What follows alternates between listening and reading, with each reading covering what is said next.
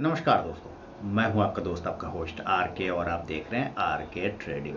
तो दोस्तों, तारीख है 15 फरवरी 2024 और यहाँ पे 16 फरवरी 2024 के लिए 3 स्टॉक्स इंट्राडे के लिए सेलेक्ट कर लिया है। उसके इंट्राडे लेवल बताने से पहले डिस्क्लेमर ध्यान से सुने। कोई भी पर्सनल बाइंग और सेलिंग की सलाह यहाँ पे नहीं है। अगर आप ट्रेड करते हैं तो कृपया अपने फाइनेंशियल एडवाइजर से जरूर सलाह मशवरा कर लें, क्योंकि आपके लाभ और नुकसान की जिम्मेदारी चैनल की बिल्कुल भी नहीं होगी।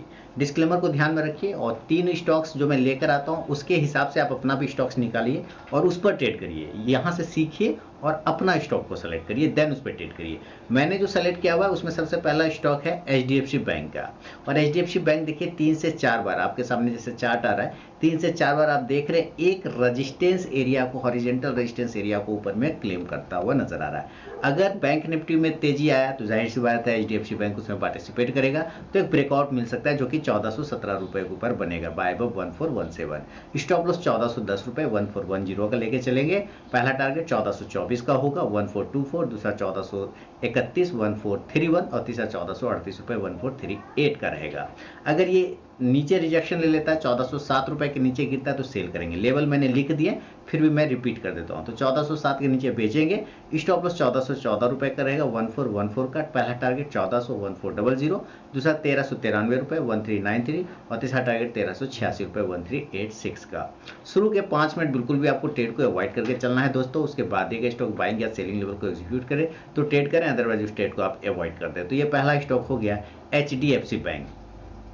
अब जो सेकेंड स्टॉक्स मैं आपके सामने लेकर आ रहा हूं, सेकेंड स्टॉक का नाम है आपके लिए KSCL, कावेरी सीड्स लिमिटेड के नाम कंपनी लिमिटेड, KSCL। ठीक है, इसके चार्ट आपके सामने में आ रहा है और चार्ट को ज़रा ध्यान से अगर आप देखेंगे तो आपको पता चलेगा 15 मिनट के टाइम फ्रेम पे एक रेंज बाउंड पैटर्न बना रखा है, ना ऊपर गया ना नीचे, बिल्कुल बॉक्स में फंसा हुआ है।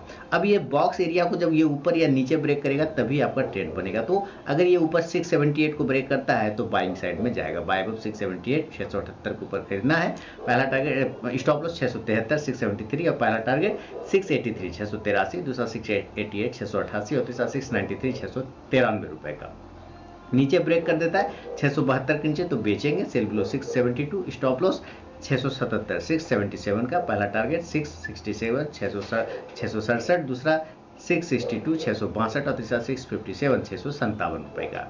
फर्स्ट टारगेट के पास भी स्टॉक पहुंचे तो जरूर दोस्तों अपना 50 to 70% क्वांटिटी बुक कीजिए, बाकी का आप अपना स्टॉप लॉस टेल करके चल सकते हैं। तीसरा और फाइनल स्टॉक की तरफ बढ़ता हूं जिसका नाम है एनटीपीसी। देखिए जल्दी ये स्टॉक मैं रडार पर लेता नहीं, लेकिन इस बार ये रडार पर आ गया है। आपके सामने चार्ट जो आ रहे हैं बिल्कुल आप देखिए 15 मिनट के टाइम फ्रेम पर कितना जबरदस्त रेजिस्टेंस लिया है। 5 तारीख से लेके 15 तारीख का रेजिस्टेंस प्राइस में आपको दिख रहा होगा, ऊपर में रेजिस्टेंस लेता हुआ और नीचे से एक बड़ा सा राउंडिंग बॉटम पैटर्न भी बना रहा है। तो अगर ये ऊपर लेवल मैंने लिख दिया, रिपीट कर देता हूँ, अगर ये ऊपर 342 को ब्रेक करता है तो एक ब्रेकआउट माना जाएगा बाय अब 342, स्टॉप लॉस 339 339 का और पहला टारगेट 345 345, दूसरा 348 348 और तीसरा 351 351 रुपए का। नीचे रिजेक्शन ले लेता है तो सेल साइड जाएंगे, 337 के नीचे बेचेंगे। सेल बिलो 337, जो स्टॉप लॉस होगा 340 340 का। पहला टारगेट 334 334, दूसरा 331 331 और तीसरा 328 328 रुपए का। तो दोस्तों ये तीनों ही स्टॉक्स के लेवल और सिलेक्शन रीजन मैंने आपके साथ शेयर कर दिया। आप अपना स्टॉक्स निकालिए इसके अकॉर्डिंग और उस पर ट्रेड करिए। अगर ये स्टॉक पसंद आ रहा है आपको तो कमेंट करके मुझे जरूर बताइए।